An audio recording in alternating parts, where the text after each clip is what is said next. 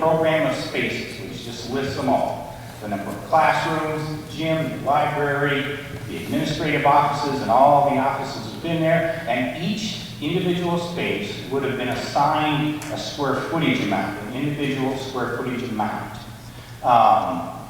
And what we would have done is we would have had long conversations with the staff, and we would have talked about, you know, what is the real need here? Is it a serving kitchen? Is it not? How big is the library? How many kids are we going to, you know, accomplish? How are we going to teach? All of the kind of discussions now that we're going to have, you know, after the referendum. We're still going to have them, but so right now, all we've done with both of them is created a list of spaces that we know you're probably going to need just to see if they can fit, specifically the classroom spaces, because that's your first priority. You have to have enough classrooms to be able to handle the kids, and then you start working down from there. We've just made assumptions, and they may all be wrong. Some of them might be right, but we don't know yet at this stage of the game. So, as I mentioned before, this stage you can have anything you want. If you want a kitchen that's twice as big, it can be twice as big. It still has to fit in to the $9.8 million budget. Well, I understand. I just had concerns because too, like the gym looks like also, you know, is a pretty substantial size difference compared to, you know, both the other locations that we're used to. It's quite a bit smaller. So I'm just, you know, looking at these changes, and if you're wanting to go to a new school, I guess it just would surprise me to take such cuts in some of those areas. You know, so you are making some sacrifices there as well. And Sure. I just think that needs to be, you know, explained a little bit. And then are there bleachers for this gymnasium or not? What we've looked at is maybe a 4-riser bleacher that would push it against the wall. And then there's also a stage piece off of the gym right now. So maybe they get on the stage then? Sure. Years ago, when we had a grade school in Varna, their kitchen did not prepare the food. It was prepared at the high school and then brought in. I mean, so if we didn't go, it was kept our same configuration for food. It could be made at one of the schools and brought in. Most school districts do it that way. We almost never put a full credit kitchen in anymore. So, but you got to do that if you want. Okay. I think we need to stop and make these motions and move on. All right, so do I have a motion to approve the conceptual drawings for a potential new Midland elementary school?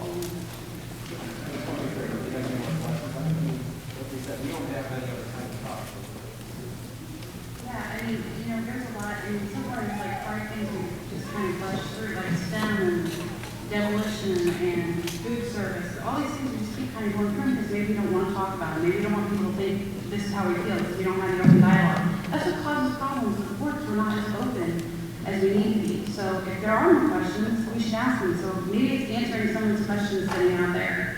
I mean, that's what we're elected to do, is to bring forth and cool our minds together. I mean, that's what we're supposed to do, try to make the best decisions for the district. Anyone else have a question?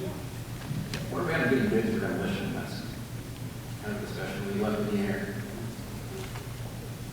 Is everyone fine if we get bids for demolition of the building? You're not locked in anything, you're just getting a cost. Well, I don't know. Are you locked into something to do that? I mean, is that ethical? I don't know.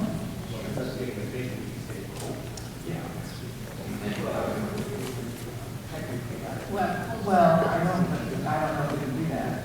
You know, what we'll do is we'll look to ask one of the contractors that's he's got out of Springfield office if they'd be willing to give us a, you know, verify the number on that on the demolition. We've already given them the number, and you know what we know. We can update him on, and you know, the reports, and then just physically give him the reports that we have and say, hey, can you know, you feel comfortable with this number, or where do you think it should be? This way, ethically, I think, when you're not soliciting bids and then turning your back on these guys by not doing anything, you're just getting the numbers. I think that would probably be a better approach at this time. Can we get a breakdown though to some degree, just Well, so we're kind of aware of what it includes? Well, we'll ask him and see what he can do. Yeah, I mean, he's doing this, they're doing this, just because they like you guys. They want to be involved in the project and eventually possibly have an opportunity to be involved in the project. So, we'll make that call first thing tomorrow. I guess I don't understand the ethicality of it. Maybe it's because I've worked in purchasing for several years, but we get bids all the time and we may not ever act. It depends on what the price is. Well, ethically, I understand how that's unethical if someone comes back and gives you a high price and you say, no, thank you.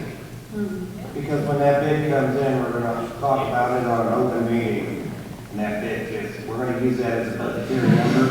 Now that contractor just showed his hand. That's why the contractors are reluctant to invest a lot of time and money in doing that, and then I do this for a living. I get burned on this all the time. Every time I try to help a customer out, here's what I think it costs, and that's the first thing they do is go out the shop and compare.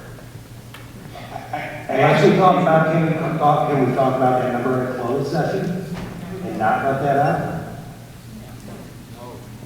No, I mean, I'm not saying for sure, but just be prepared not to, get it Then get three bids. I mean, why would we not get multiple bids? It's gonna be a huge project, so why would we not get multiple bids? And then at that point, we decide who we accept, and then what's the harm in releasing that information? I mean, I think that should be public information. It's public knowledge that they're going to be paying for it. Can we make the bid contingent on, how, I guess, whoever bids up front, this is contingent on X, Y, and Z, and vote on when, if or when this building is not. It might not be for another year.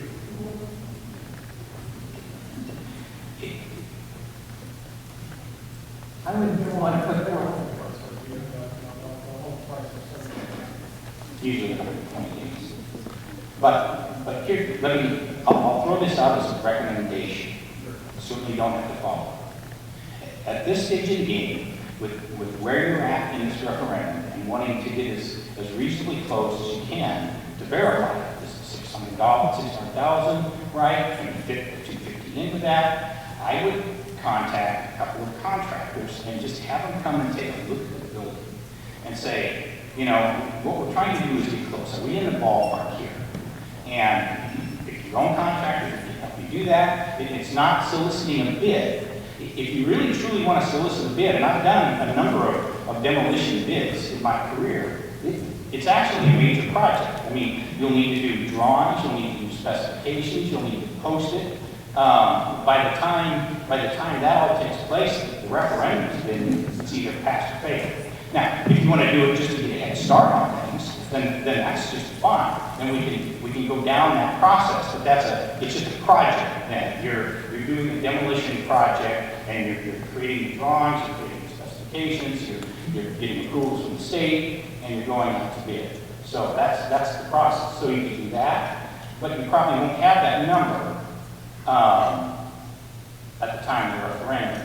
Or you can bring in 2 or 3 contractors, demolition contractors. Now, they're not going to know the abatement number, but they're probably going to be able to find out how they can, and maybe be able to get close. And then you'll be able to confirm that if you want a reasonable number for the referendum. I guess you'll have to decide. Personally, I'd like both numbers. I'd like to bring in contractors. If they want to shoot an estimate to us, that's fine, but I also want to pull a bid prepared and get working on that process. If we all agree the building needs to come down at some point in time anyway, we might as well find out what that hard number is. Even if it's so much that you compare that how much it's going to cost to fix it up versus knocking it down versus referendum passes, fails, doesn't matter. As long as you have all the numbers you need to make a smart decision, that's what we need. Okay, where are we? Where are we? Can we come to a conclusion, please? All right, so we want to get bids, am I correct?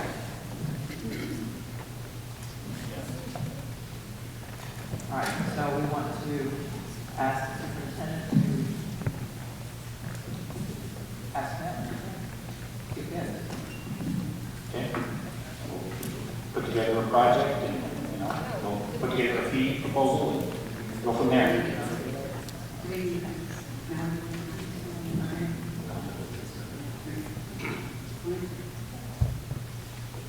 Okay. We'll do that. Thank you. All right, thanks. Any other questions?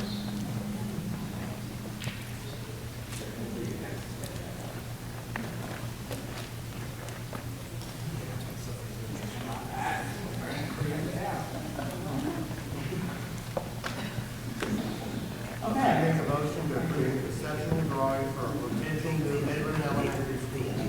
I second it. Yes. Onion. Yes. Pickle. Yes. Miller. Yes. Kimball. Yes. Weber. Yes. Tuesday. Yes. Okay, motion to approve the conceptual drawing for potential addition to the Midland Middle School. Motion? I'll make a motion to approve the conceptual drawing for potential addition to the Midland Middle School. I will second. Pickle. Yes. Kimball. Yes. Tuesday. Yes. Onion. Yes. Miller. Yes.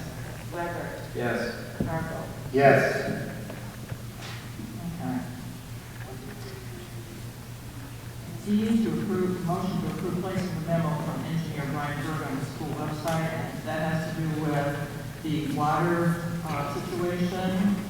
Yes. Yes. I just have a question I'd like to ask Chuck. You've seen this from about, oh, sure, it is from you. You've seen it. This cost of this, you know, what this engineer says for the water? You talk about the sprinkler, the fire sprinkler? Yes, that's in, I mean, you've included that, that's built into Yes. the 4.5. In fact, there's money built into the budget, there's also, I believe, a separate line item that enhances that. Okay. Okay. Okay, so that will be on the website, and we will do that. Could you possibly explain what it is, maybe just in brief detail, so everybody knows what this is?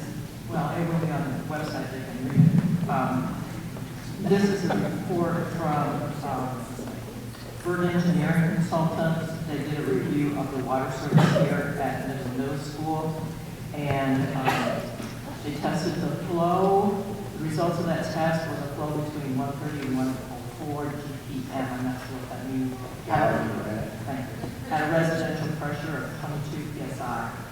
And this flow and pressure is only capable of providing water for domestic use and non-fire protection. Goes on to say that we would be required to have a tank and also sprinkler systems. So the probable cost to that, if you were unfortunately have to use it, would be $120,000. So that will be on the online, but as Marilyn said, that's part of the cost. So, It also states though that the existing water system is capable of providing domestic water Yes. to enlarge the enlarged building. It also states that the existing sanitary line also is capable of providing service for an addition. So this is something that should have been clarified before, but it was presented on May 7th, it looks like last year. But so as of what we have right now, it is stating that it appears that we do have the water capacity with the exception of the fire and also the sewer capacity for this building.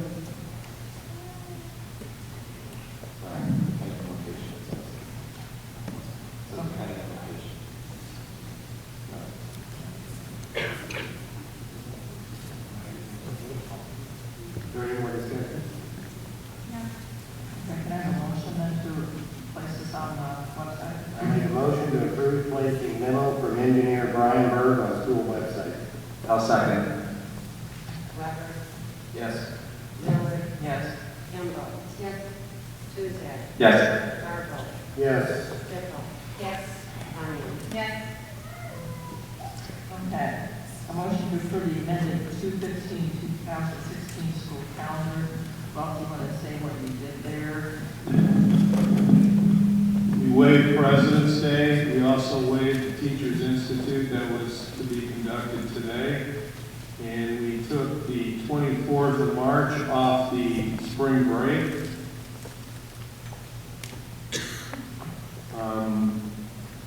And the 29th of March off the spring break. So spring break has been reduced to the Friday, the 25th, and Monday, the 28th. I'm sorry, I don't have my glasses. What does it mean where it says that, oh, we disapproved it, what, why, you know?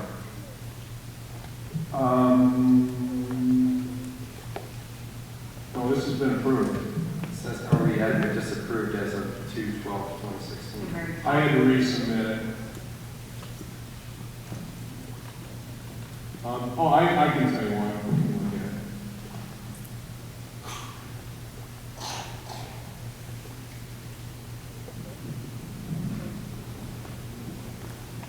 at it. It had on February 9th, an XED day. Or February 8th, I'm sorry. What is an XED?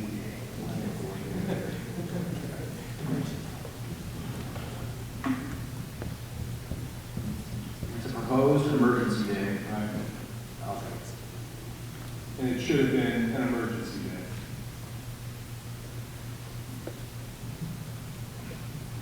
Do you have the approval for that now then through the early? Yeah. I'll make a motion to approve the 2015-2016 amended school calendar. I will second. Miller? Yes. Campbell? Yes. Tanya? Yes. Stickle? Stickle? Yes, I don't like the kids at the school on Good Friday, though. Cargo? Yes. Weber? It says Yes. Oh, I thought they said Tuesday. Calendar set up Monday through Sunday. Oh, okay. It's the Friday, Saturday, Sunday, Monday. Okay. I was looking at it. You approve? We're done. Oh, I approve. She said yes. All right, motion to adopt the standards handbook. Discussion of that? Oh, you didn't have Casey? I'm sorry, what? No, Patty. No, I Oh, understand yes, that. I got yes next to your name. You came right after Stickle. Oh, you heard yourself. Be my. Right, sorry, always okay.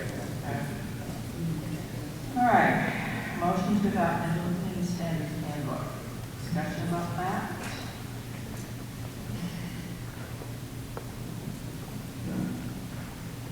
I make a motion to approve, excuse me, I make a motion to adopt the Midland Clean Standards Handbook. I'm second. Tanya? Yes. Tuzak? Yes. Cargo? Yes. Miller? Yes. Stickle? Yes. Campbell? Yes. Weber? Yes. Okay, motion to approve Thursday, May 26, 2016 as the middle school graduation date. I'll make that motion. Second. Was that the date that was out there? What'd you say? I just, that date hadn't changed at all.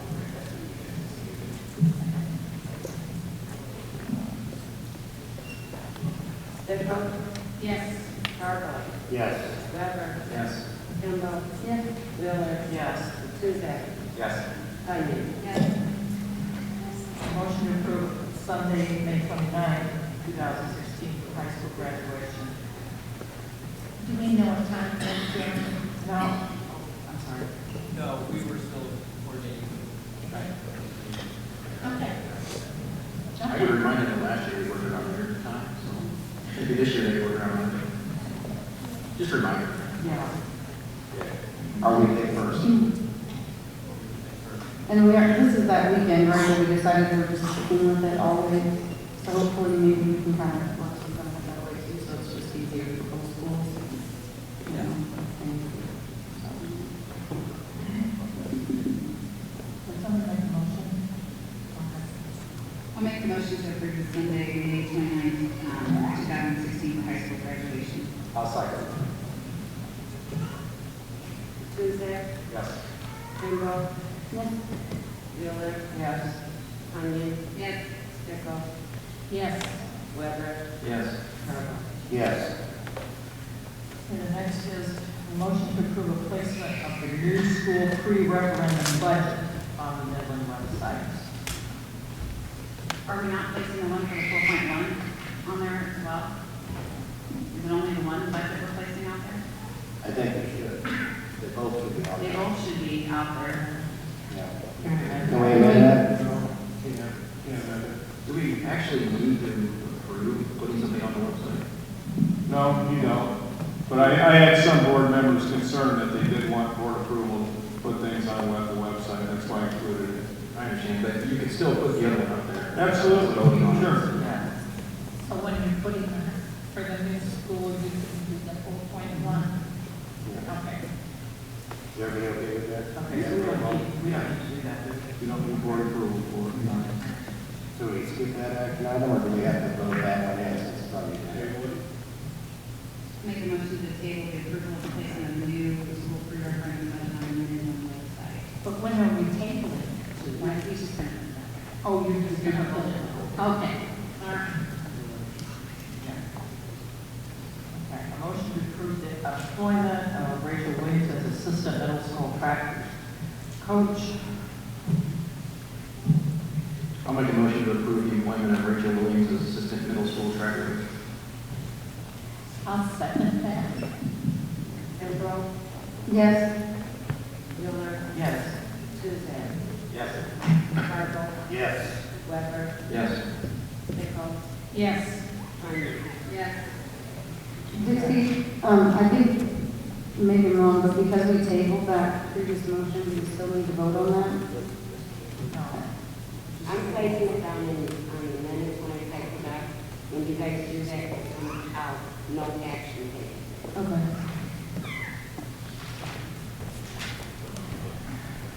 All right, last item on here. Motion to approve the resolution authorizing negotiations with the city of Lincoln for the possible transfer of property from the city of Lincoln to the Midland Community Unit School District number 7. Who's negotiating with the city of Lincoln? Board president. Whoever I'm here. What are the specifics as far as this transfer? Again, we've gone over it multiple times, and we, to my knowledge, we still don't have a clear indication specifically, is this a swap, is this a transfer? What specifically are we getting, what are we giving, what or not? So is that what this is intended to do, is to open that dialogue to get that solidified, right? That's the way I'm reading this. So this is- Contingent on successful passage of the referendum. So I guess the intent here is then what happened, we're not, what would happen, I'm guessing is this negotiation happen, we come back and we're going on whatever. That's- The board would have to approve a full description of the property and the transfer of it, As well as the city council? as well as the city council. And I believe, Ron, in your resolution, it requires a 2/3 vote of the city council. Right, just.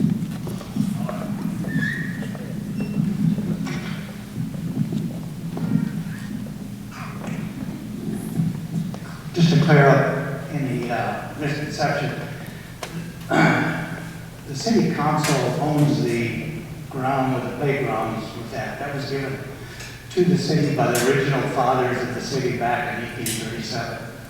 We leased it to the school ever since the school building has been there, so it's always been part of the school. It's always been part of the city. through legal research, two public entities can transfer property, as long as both are within the same area. So the city council has said that we would transfer it. Now, we could charge, or it could be a no-cost transfer. So the council has said that they would do a no-cost transfer to the property. The terms, right now, there's a term on it that the founding fathers said it needs to belong to the city or for public use. Putting a school building on it satisfies that public use, so that's not an issue. The only other issue that I would bring on the negotiations would be that wherever you move the playground to, that playground be open through all year, so the children of Lakeland can use it like they do now. And there really isn't any other conditions other than, like the lease says now, if the school district abandons the site 100 years from now, we would like to at least open the street up, because that was closed. That was abandoned by the city. So the city no longer owns that street. So the property owners on either side of it own the street. So we own one half of it, you own the other half. So if we transfer this to you, that means you own the street. So if you go away from it, we probably will put in there that we'd like to have the street back. Right now, there is a water line that runs down that street, so if we do construction, we may have to reroute that, but the city would do that cost to reroute that. So it's not something, we can do it now before the referendum, or we can wait till after the referendum. Dixie and I can meet, we can get the terms, we'll draw up an agreement with both, then boards would approve it. We have to, because we're giving it away, because we own the ground, and we're giving it up, it has to be a 2/3 vote. For you, based on our legal research, it's only a majority vote. So it's tougher to give stuff away than it is to acquire property. Questions? Thank you.